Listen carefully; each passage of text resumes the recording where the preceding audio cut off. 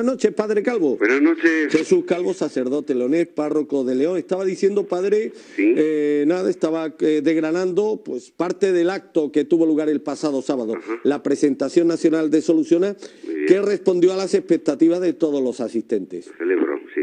Estupendo. ¿Qué tal nos encontramos, padre? Muy bien, aquí resistiendo y como decía José Antonio, inasequible es el desaliento. Oye, padre, vaya papeleta que se le viene encima al cardenal Fernando Sebastián, por sus palabras sobre el tratamiento de la homosexualidad, Ah, sí, de pena, ya.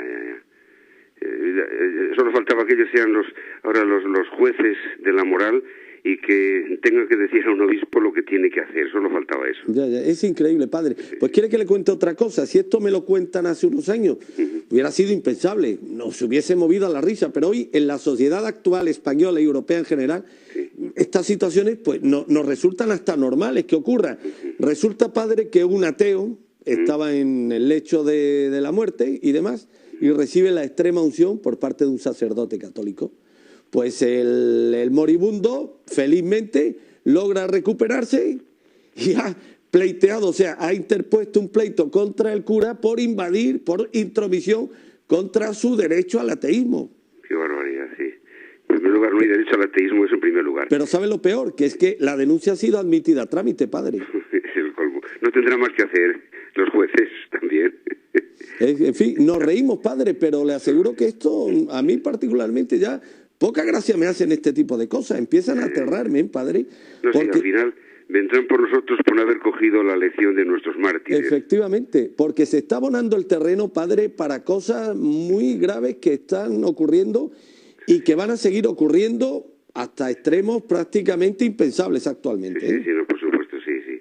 Y claro, padre, estos lodos tienen una semilla, los barros que se plantaron hace muchos años, y uno de estos barros le podemos poner el nombre, no sé si estará de acuerdo, el nombre del liberalismo. Por supuesto, ahí vienen los males, sí, efectivamente. Sí. Entonces, padre, yo querría preguntarle esta noche cuáles son los problemas y las consecuencias graves que trae acarreada a la moral y a la economía la vigencia del liberalismo en nuestras sociedades europeas.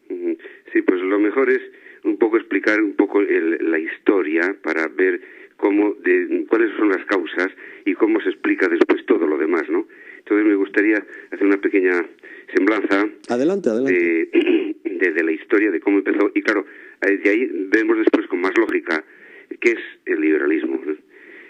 Vamos a ver, resumiendo en unos minutos, ordenadamente, decir que las encíclicas ya de los papas del siglo XIX, incluso hasta San Pío X, se han preocupado por las tendencias filosóficas de los tiempos derivados del tufo de la Revolución Francesa de 1789, como todos sabemos, y de la que derivaron los derechos del hombre, que ahora se llaman de los derechos humanos, y que en 1792, o sea, 3 años más tarde, Pío VI, eso conviene saberlo, los condenó por ateos, por vanos, porque no hablan de deberes, sino que solamente son huecos, porque son solamente derechos por los derechos, ¿no? Entonces no vale para nada.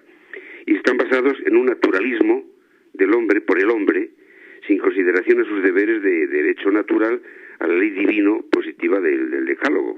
Por lo tanto, hace un divorcio entre el pensamiento del hombre y Dios, que queda lejos. Ya. De ahí nos ha venido esta cascada de derechos gratuitos, aún sin deberes, fruto de una soberbia que pone al hombre por encima incluso del Creador y materializa el sentido de la existencia humana, reduciéndola a las satisfacciones del presente y desvinculándola de los deberes para con el Creador y consiguientemente para con su prójimo como criatura que camina en la misma dirección, a un fin trascendente y eterno. Ya lo dijo hasta Tolstoy, si todo está permitido es porque Dios no existe. Claro. Entonces, claro, ¿qué razón habría para portarse con responsabilidad si a nadie hay que dar cuenta de nuestra conducta? Todo este desajuste del mundo moderno solo se debe a esta falta de conocimiento y reconocimiento del principio a que nos debemos y al fin al que tenemos que dirigirnos, lo queramos o no. Este clima de ateísmo práctico, porque el ateísmo teórico no existe, O sea, es imposible demostrar que Dios no existe. Lo que sí es posible racionalmente es demostrar que Dios existe. Pero el mundo vive en un ateísmo práctico. No lo confiesa directamente, pero en la práctica vive como si Dios no existiese. Claro. Y entonces este clima de ateísmo lo crea la desvinculación vinculación de la criatura a su creador, al que se debe por justicia y por gratitud. Yeah. Consecuencias: abandonarse a una falsa libertad que, lejos de usarse como instrumento para desarrollar nuestras funciones en honra y gloria del Creador, se despliega en el capricho egoísta y soberbio de la criatura que se autodiviniza, atropellando a su paso todo el principio ético, convirtiendo el mundo en la ley de la selva o la ley del más fuerte. Yeah. Una de dos: o reconocemos la fuerza de la razón o reconocemos la razón de la fuerza. En esto está resumido el sentido de la moral y de la convivencia. O reconocemos un mundo que ha de regirse por leyes anteriores al ser humano y por encima incluso de quienes lo enseñan y predican, o por el contrario imponemos nuestro capricho irracional atropellando lo divino y lo humano. A esto nos conduce el llamado liberalismo, que no es otro pensamiento que el materialista de creerse que no hay más posibles paraísos que el de este mundo. Padre, ¿quiénes serían los responsables de que el liberalismo político lo esté impregnando todo? Bueno, pues el sistema ya del siglo XIX del positivismo, y que en América se llamó el practicismo, ¿no? El pragmatismo es lo mismo.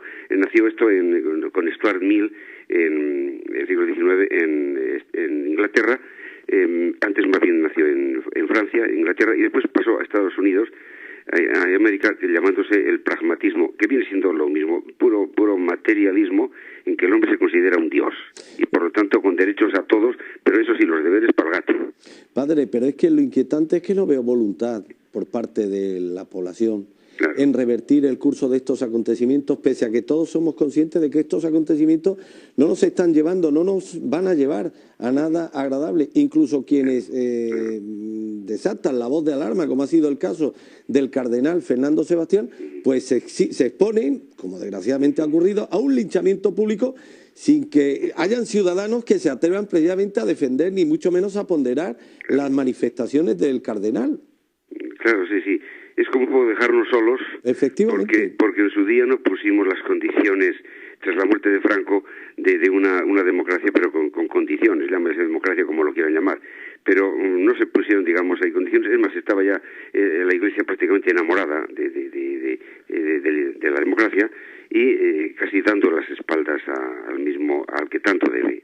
Y claro, padre, cuando hasta la propia Iglesia ha desistido de la labor de orientarnos hacia la verdadera verdad, pues entonces, ¿qué es lo que nos queda, padre? Testimonios como el suyo.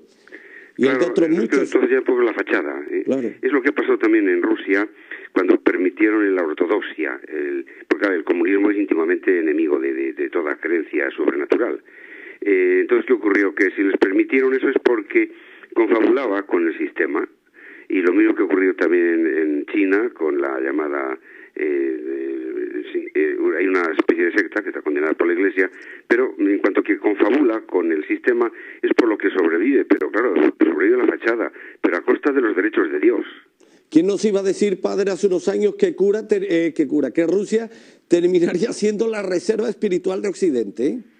Sí, porque por lo menos quedan allí, por lo menos quedan creyentes, claro, un poco soterrados, como aquí van a estar también como una especie de rescoldo, un rescoldo de quien sigue practicando a nivel privado y en su intimidad, sin dar sobresaltos de nada, pero queda siempre un alma que esa es imposible arrancar, por supuesto. Pero claro, a nivel público, lo que la profecía de la tercera, del secreto de Fátima, que prácticamente la fe se va a evaporar, y entonces el anticristo ocupará la sede de Pedro. Entonces pues va a quedar un poco la cáscara, el costumbrismo, pero privado de sobrenaturalidad. Ya. Por cierto, padre, una pregunta que quiero hacerle. ¿Daría usted la comunión a una persona homosexual que hiciese apología precisamente de esa condición? No. Si lo es particularmente, privadamente, y no lo aplaude o no aplaude o sea, si esconde su estado o su gusto, o llámelo como quiera, pues muy bien, podría ser que se esté reprimiendo y que en su convicción interna pues no quiera ni siquiera tener ese temperamento. Pero si encima hace apología, entonces no. Ya. Padre, por cierto, hoy han fallecido algunos inmigrantes en las costas de Ceuta, algunos inmigrantes. Hemos llegado a tal grado de corrosión, de estupidez, de cretinez, la sociedad española, que nos responsabilizamos a nosotros mismos por unos hechos que son completamente ajenos a la propia historia española, porque España, quiero recordar que no tuvo ninguna relación, no ha tenido política colonial en África. Cierto. De los pocos países europeos que no ha tenido política colonial en África.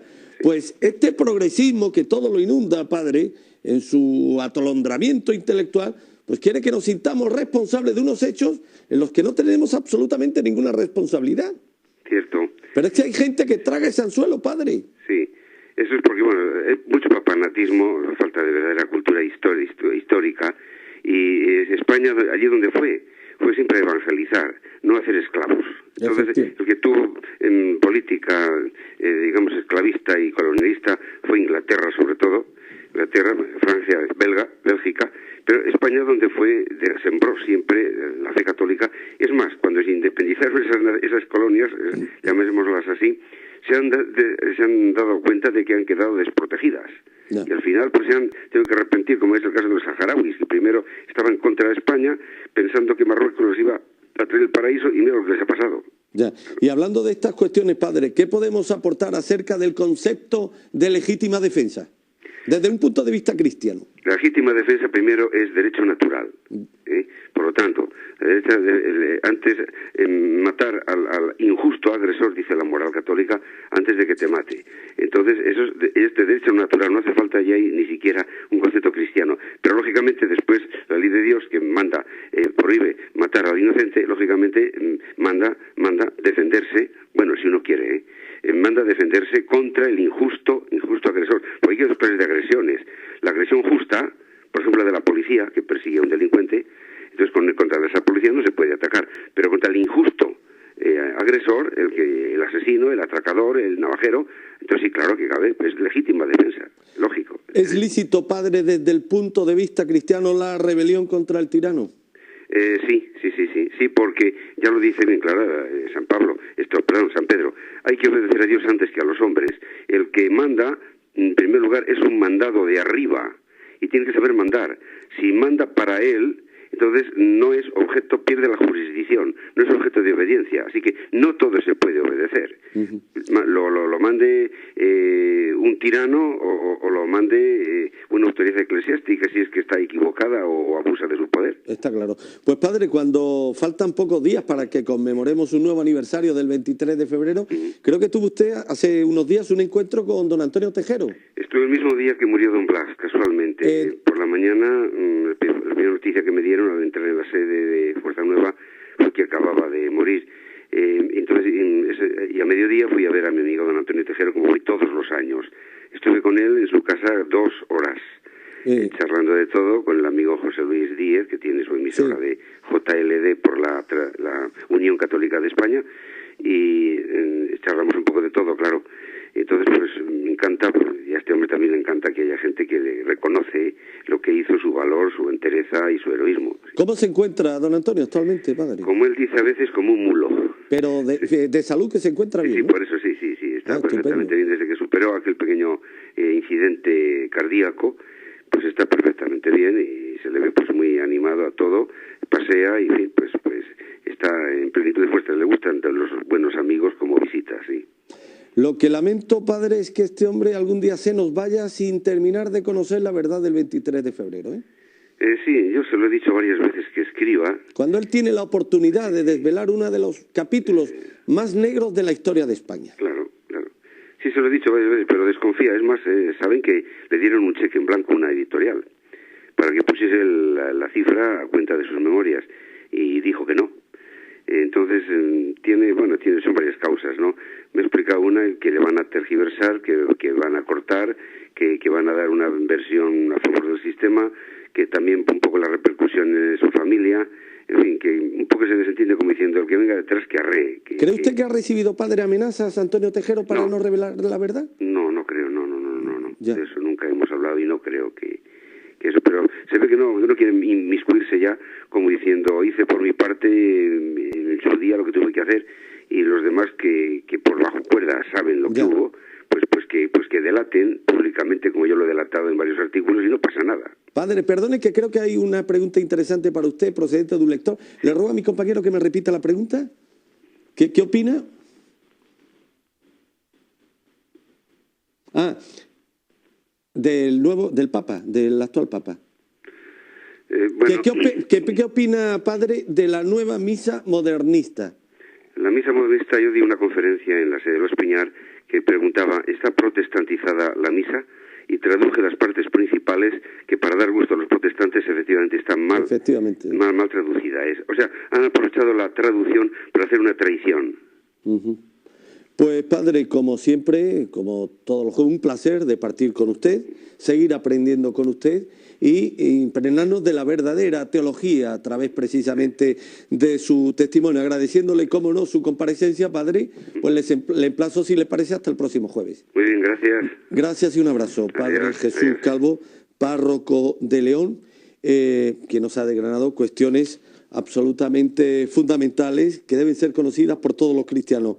Qué pena que este libro que tengo en mis manos, les aseguro que es una auténtica joya teológica, Mentiras democráticas y cartas oficiales sin respuesta, lo vamos a mostrar, no haya sido generalizada su venta y no puedan ustedes acceder a él. Les aseguro que es una auténtica maravilla, de una profundidad teológica, de una profundidad filosófica, que claro, el sistema se cuidará muy mucho de que este tipo de obras pues no tengan la amplificación que su profundidad teológica y filosófica merecería.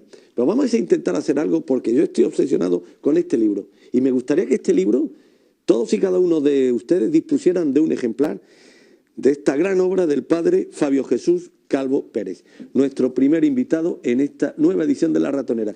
Y le ruego a mis compañeros establezcamos comunicación.